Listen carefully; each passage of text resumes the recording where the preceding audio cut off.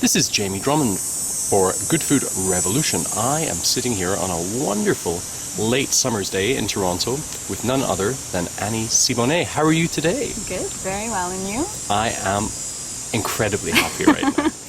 Tell me a little bit about your first experiences of Spain and why it means so very much to you. Probably the first experience that I had there that transformed me, that made me think I'm going to be back, and I'm going to be back many, many times, was in the Basque Country in San Sebastian. It's still a place that I feel is like my spiritual home. It was my first entry point into Spain, and I really started to learn about the Spanish culture and the food from San Sebastian outwards. Of course, the Basque being an incredibly distinct culture and with so much pride of place and origin, and totally obsessed with food. And we met a friend who's still today probably my closest friend in San Sebastian. His name is Josian, and he spoke with such passion and such a pride of place and so much meaning that I just knew that this was a very different trip. I knew that I would be here and that this was a message for sure to express and to help diffuse into the world. It was just a wonderful experience. We were there for 48 hours, probably less, and it changed a part of me forever. And I've been going to the Basque Country and to Spain ever since. So I've put together some of my favorite things from Spain. Arbequina olives, which are these beautiful, small, very fruity, distinctly flavored olives that I love. Marcona almonds, which you can see are also quite different, and these ones have been roasted and salted. Right. Some piquillo peppers. Of course. Some ventresca de bonito, which is bonito belly, a very succulent part of the bonito fish. And you have olive oil on the top of this. What kind of olive oil do we have? So we have Royal, and this is from the Vagnot family who makes Castillo de Canena, and many people have heard of Arbequino, of Picual, different varieties, but not many people have heard of Royal. And Royal is incredibly special because if you love Arbequina and you love Picual like I do, it's very green, grassy, but incredibly balanced with a lot of notes of fruit, and I would just put it on everything. So that's what I've done. And that's common in Spain to do that and put olive oil on top of bonito like it's... Absolutely. So you can pour and pour and pour oil on top of everything. It is...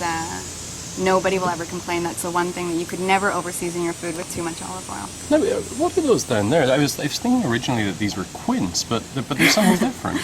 So these are pickled peaches, and these are actually from a local company, a woman named Joanna Sable, who does all sorts of preserved and canned foods with the best possible ingredients. And the last charcuterie tasting that I had, we used these as a palate cleanser, and I love them. So her company is called Bumper Crop, and it's a staple addition now to my pantry. When I finish one jar, I'm ordering more. Now, are those something that one would find in Spain? Pickled peaches like that? Not pickled peaches, but pickled anything. So whether you have pickled peppers or you have the briny olives, it's really a flavor combination that goes very well with this type of spread. And you can see we don't have utensils in each plate. We all have a utensil, but if you're not comfortable with sharing, you may not be able to eat in Spain because it's very social. The plates are shared. It's really, truly shared plates. I can see a little can of something down here. I was wondering what on earth these were down here. And these are berberechos in Spanish, or fresh cockles. These come in a can. There are tons of bars, especially in Catalonia, with the culture of the aperitivo, or before the meal you have some cans or a light bite with a glass of vermouth or a beer. Red vermouth usually comes on draft in Catalonia, which is something that I love. I love red vermouth, and I love it with these cockles, and also with these boquerones, which are also commonly known as white anchovies, or they're marinated anchovies, ones that haven't been cured the same way. Is it common to actually eat such things as these cockles directly from the can? Directly from the can? Absolutely. That's perfectly acceptable? Yeah. Ah. Directly from the can. Look at how gorgeous that is. Look at that. There's another can that I have here that are these samborinas, little scallops from the Rías de Galicia. Ah, so up in northwestern Yeah. Spain. Uh-huh. And the way that they do them, so it's not just, you have beautiful product here with very little additional flavor, nothing really masking the flavor of that fresh cockle, but then you also have custom-made preparations for each bar. For example, these samborinas Oh, wow. are made with gorgeous confit onions.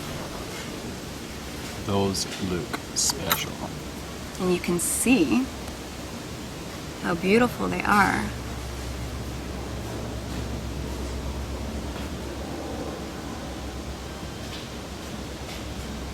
Not only are they using the best possible scallops here from the Rías de Galicia, it's also the way it's seasoned. It's the olive oil that they use.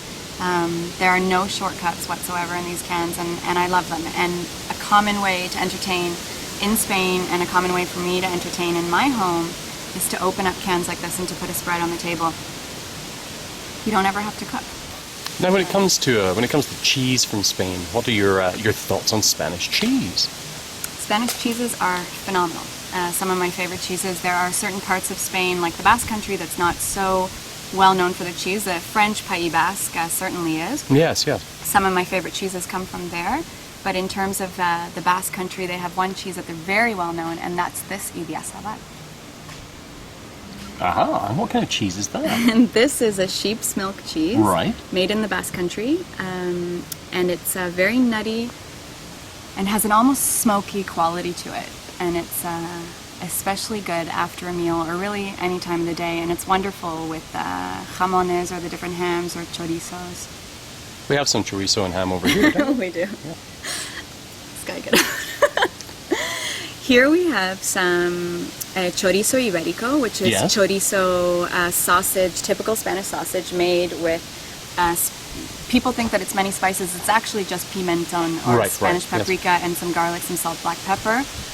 And it is an ibérico chorizo because it comes from the Iberian black-hoofed pig that roams free in the Dehesa forest of Extremadura, one of the most beautiful places that you'll ever see. And these pigs, with their dark gray, shiny coats, are also one of the most beautiful pigs that you've ever seen. And they're so gorgeous and plump and feed on acorns. They actually gorge freely on acorns for the last few months of their life. And you get a really beautiful fat and just a very glossy sheen, sweet, nutty flavor from those acorns. And it's known also, like the Iberico pig is known in Spain as the walking olive tree, because it's mostly monounsaturated fats like olive oil. So Iberico pork is really something that can help to maintain good cholesterol. One final question for you, Annie. What does good food mean to you? Real food. Good food means real food. It means eating the best possible food that you can from, I have a bunch of things here from Spain, but these are things, that I wanted to introduce to you. I think eating local is incredibly important, and I really subscribe to the belief that every time you eat something that is not as good quality as the time before, that you erase that memory on your palate. Yes, yeah. And for me, that's too much of a shame. It's too much of a risk.